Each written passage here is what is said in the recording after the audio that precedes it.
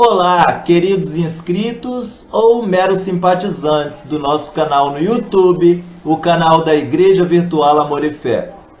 Estamos aqui hoje mais uma vez, exatamente no dia 13 de março de 2024, para darmos prosseguimento ao estudo da Epístola aos Gálatas em sua sexta parte, integralmente atualizado e promovido pelo nosso memorável bispo, o bispo Renato Suede. Ficamos muito contentes, mas muito contentes mesmo, porque temos observado lá nos comentários do nosso canal, tanto quanto no nosso e-mail, de que diversas pessoas têm tido suas mentes aclaradas acerca da palavra da sã doutrina, que não é outra senão a doutrina da graça, que na verdade é o amor de Deus, né? Dentro de nós. Então vamos ao estudo? E até as próximas etapas, as próximas partes, que ainda não sabemos quantas o estudo terá, entretanto não importa quantas, importa que cada um de vocês prestem bastante atenção, meditem, reflitam, confiram na sua Bíblia, preferencialmente, e assim possam evoluírem, crescerem no conhecimento do amor e da graça de Deus. Igreja Virtual Amor e Fé, junto com você em todos os instantes.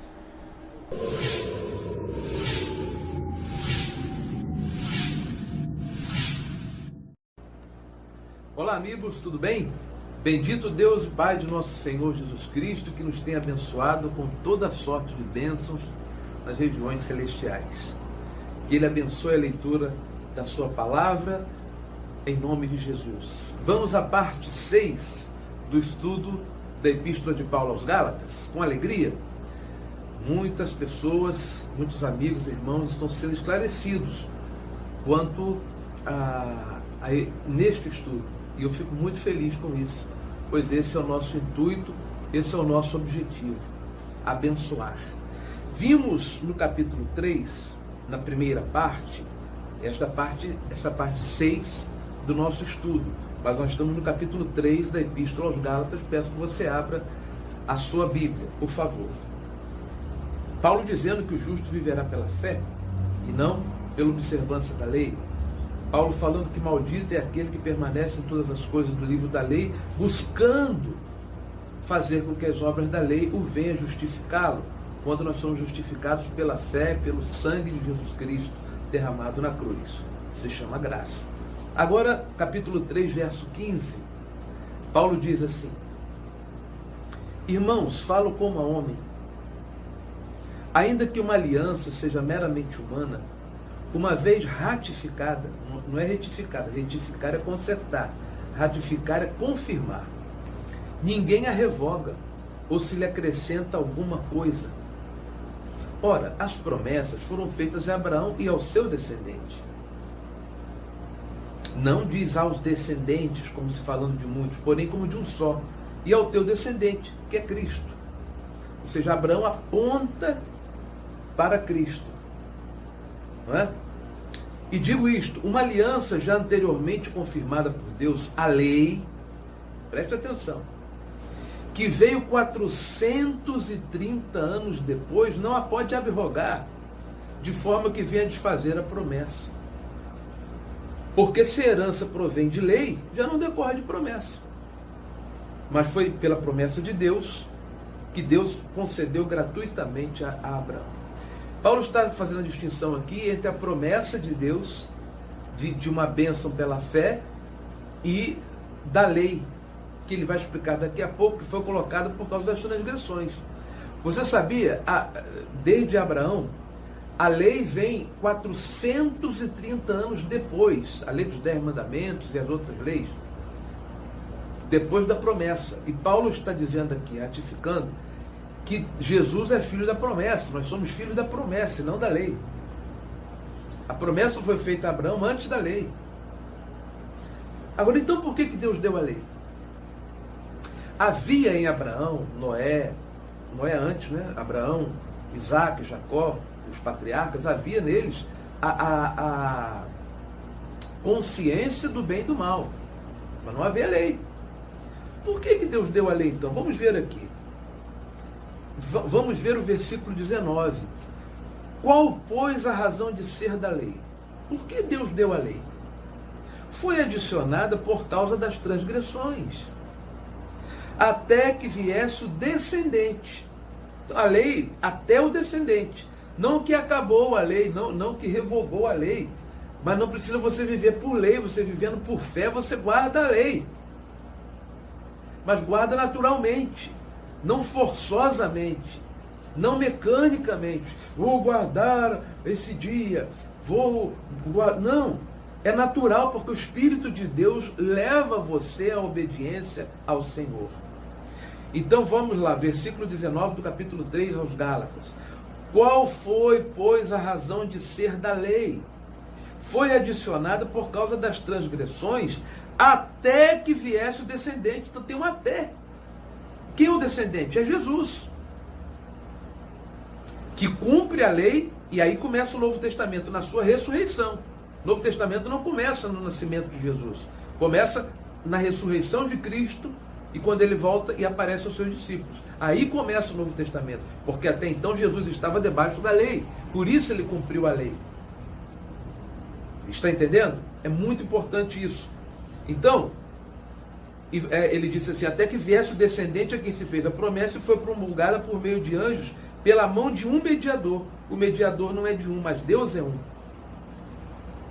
Aí ele fala assim, é porventura a lei contrária às promessas de Deus?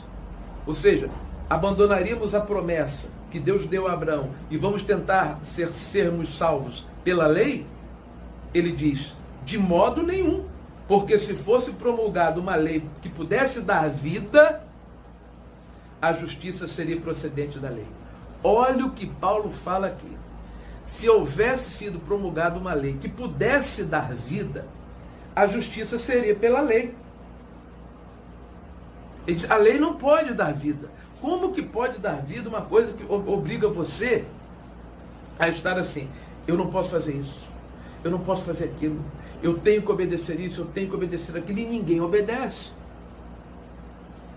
Então, vindo Jesus, Jesus cumpre a lei em nosso lugar, para que nós possamos cumpri-la pelo Espírito, e caso falhemos, temos nele a propiciação para os nossos pecados, quando nos arrependemos e pedimos a ele perdão.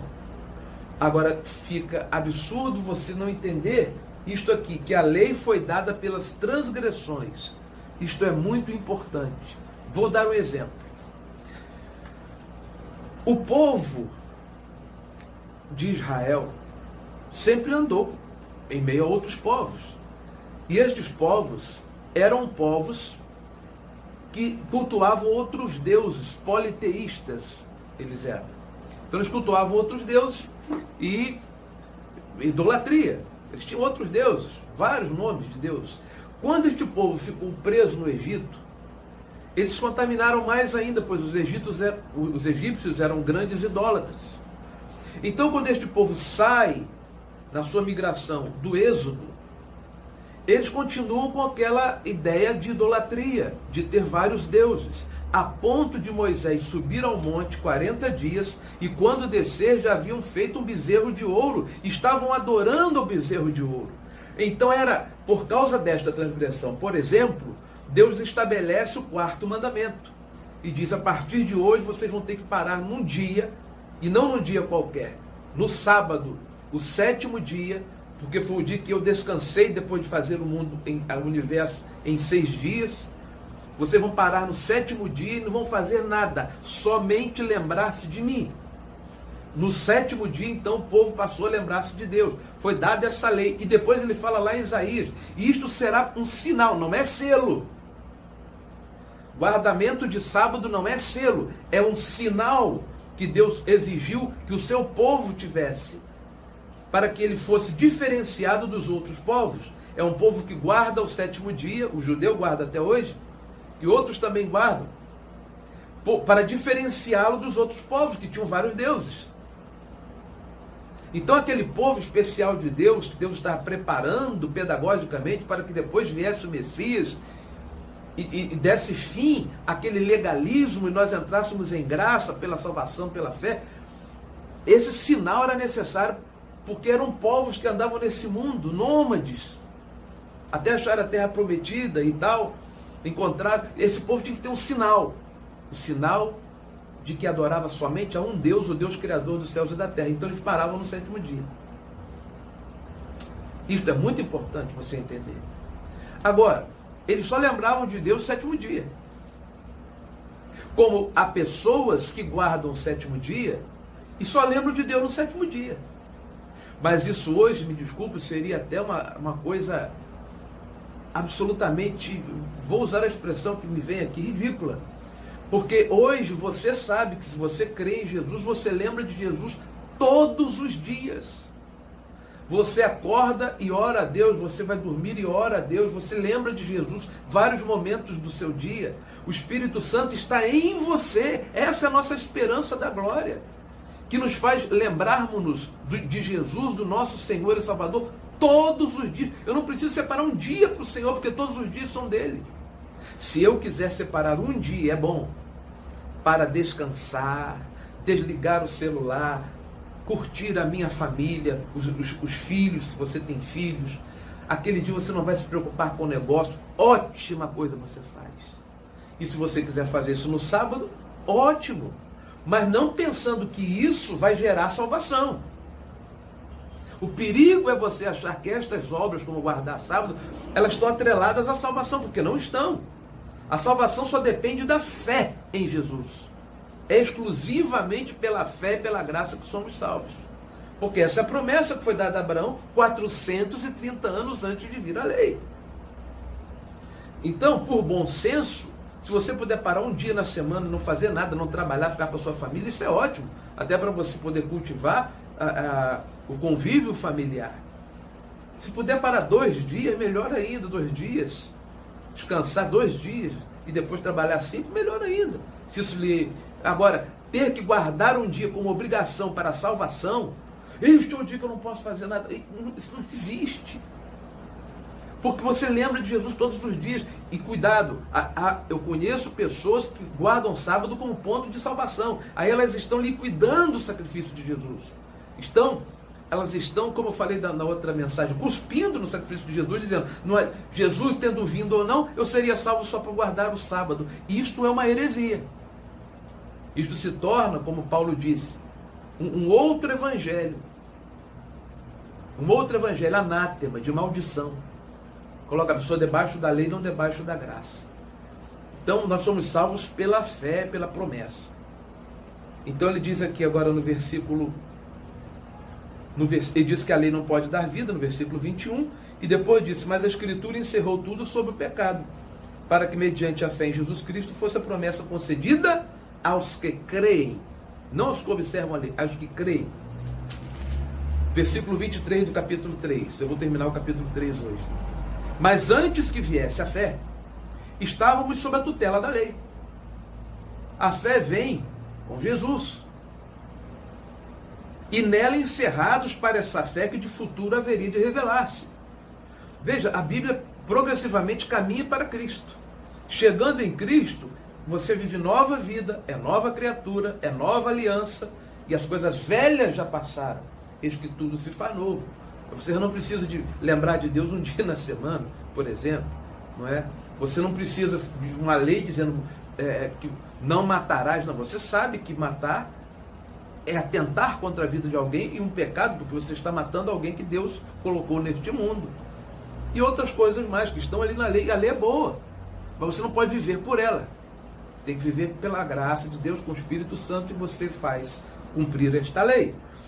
Aí ele diz o verso 24, uma coisa muito importante. De maneira que a lei nos serviu de aio. Aio significa pedagogo, uma ponte, um instrutor. É um aio.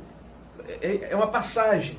A lei era uma passagem para nos conduzir a Cristo. Então, chegando Cristo, não há necessidade de guardar a lei, porque a lei já está no nosso coração e nós vamos guardá-la. E não a lei de um dia lembrar-se de Deus, mas todos os dias, todos os momentos, todos os minutos. Por exemplo, Não a lei de, eu não posso matar por causa da lei. Não, não vou matar por causa do amor de Deus que está dentro do meu coração. Eu não vou fazer algo contra um mal que eu não quero para mim. Eu não vou fazer contra outra pessoa pelo amor de Deus que está no meu coração. Então a lei, o que ele diz aqui, nos serviu de aio, de condutor, pedagogo, no grego original. Paidagogos, pedagogo, a fim de que fôssemos justificados por fé. Mas tendo vindo a fé, olha o versículo 25, já não permanecemos subordinados ao aio. O que é o aio? A lei. Paulo está dizendo que tendo vindo a fé em Jesus, você não precisa viver subordinado à lei. Mas a fé sua em Jesus faz com que você cumpra a vontade de Deus. Jesus disse assim, novo mandamento vos dou, que vos ameis uns aos outros assim como eu vos amei. Aí está o cumprimento da lei. Jesus falou, amar a Deus sobre todas as coisas e amar ao seu próximo como a ti mesmo. Está aí. Você cumpre a lei. Mas isso é diário, é todo momento, não é um dia. Não há mais aquela coisa protocolar, burocrática, como ir lá bater um cartão de ponto no sábado, na igreja. Feliz sábado. Não! Todo dia é dia feliz. Aleluia! Todos os dias são felizes, todos os dias são de Deus, Deus em nós, nós nele. E isto é vida. Ele diz, mas tendo vindo a fé, verso 25 do capítulo 3, não mais permaneceis subordinados à lei ou ao aio, pois todos vós sois filhos de Deus, mediante a fé em Jesus Cristo. Que coisa maravilhosa. Você crê em Jesus, você é filho de Deus, e você pode fazer uma coisa hoje que no Velho Testamento ninguém podia, chamar Deus de Pai. Não é assim que a gente se dirige a Ele? Meu Pai. Que coisa maravilhosa. Pois todos quanto fostes batizados em Cristo, de Cristo vos revestistes. Dessa arte não pode haver judeu, nem grego, quer dizer, acabou essa história de só o povo judeu é o povo de Deus. Nem grego, nem escravo, nem liberto, nem homem, nem mulher. Porque todos sois um em Cristo Jesus. E se sois de Cristo, também sois descendentes de Deus, descendentes de Abraão e herdeiros segundo a promessa. Você é herdeiro de toda a promessa que Deus dá a Abraão. Deus deu a Abraão a promessa dizendo, você vai ser bendito aonde quer que você estiver. Abençoarei os que te abençoarem e amaldiçoarei os que te amaldiçoarem. Em ti serão benditas todas as gerações da terra. Todas estas bênçãos que estão lá em Gênesis 12 é para você, meu querido. Um dia eu passava por muitos problemas financeiros. E eu comecei a ler Abraão, a história de Abraão, Isaac, Jacó, José. Eu falei, meu Deus, nenhum desses homens teve problema financeiro. O Senhor foi com eles, eu também. Sou filho dessa promessa, eu não estou debaixo da lei. Eu estou debaixo dessa promessa que o Senhor deu a Abraão, em Cristo Jesus. Então, eu decreto o fim da miséria na minha vida hoje. Eu não vou passar necessidade financeira. E nunca mais passei. Nem eu, nem a minha esposa. Porque eu assumi a verdade. Somos descendentes de Abraão pela promessa em Cristo Jesus. Então uma vida maravilhosa se descortina para você. Uma vida de felicidade, de alegria, de paz, de liberdade sem libertinagem. É isto que a graça tem para você, meu querido. Talvez você esteja entristecido. Você está num lugar que você tem que guardar. Não pode tomar café. Não pode comer isso, não pode aquilo. É óbvio que você deve ver o que você come, porque tem comidas que fazem mal. Tem comidas que danificam o corpo do homem. Mas se comeu, procura se tratar. Porque pode fazer mal, mas não vai tirar a sua salvação. Nem você vai ficar desesperado. Meu Deus, será que eu confessei o meu pecado ou não? Será que Deus me perdoa ou não? Você não vai ter essas dúvidas. Você sabe que quando você confessa os seus pecados, está perdoado para sempre. E Deus esquece dos pecados, lança no mar do esquecimento, e você pode viver sabendo que é perdoado e salvo em Cristo Jesus. Oremos. Deus e Pai, que a tua gloriosa graça, que a tua liberdade, que a alegria de ter ao Senhor chegue ao coração deste irmão e desta irmã que está me assistindo, me ouvindo. Nós não estamos aqui falando de denominações nem de igrejas, mas da tua palavra, da tua sã doutrina. Esta não é uma doutrina de homens, é a palavra que o Senhor nos confiou no livro de Gálatas ao homem inspirado chamado apóstolo Paulo. Então, Senhor, que estas bênçãos venham sobre nós, retira todos que estão agora nos ouvindo da escravidão, do medo, da insegurança da salvação e faz-os adentrar no reino de Deus que está dentro de nós. Eu te peço, meu Pai, em nome de Jesus Cristo. Amém e graças a Deus. Receba o reino dentro de você e uma vida nova a partir de hoje, mas viva pela graça. Valorize o que Jesus fez por você. Não considere vã o sacrifício que Jesus fez, vão o sacrifício que Jesus fez por você. Eu sou Renato Soete e esta a parte 5 da Epístola de Paulo, do nosso estudo da Epístola de Paulo aos Gálatas, não é? Eu tenho agora, nós vamos entrar em outras partes mais importantes. Convido você a ficar no YouTube, inscreva-se lá e ative aquele sininho. Quando entrar mensagem nova, você vai saber, tá bom? E quero também dizer que este vídeo estará no nossa página do Facebook.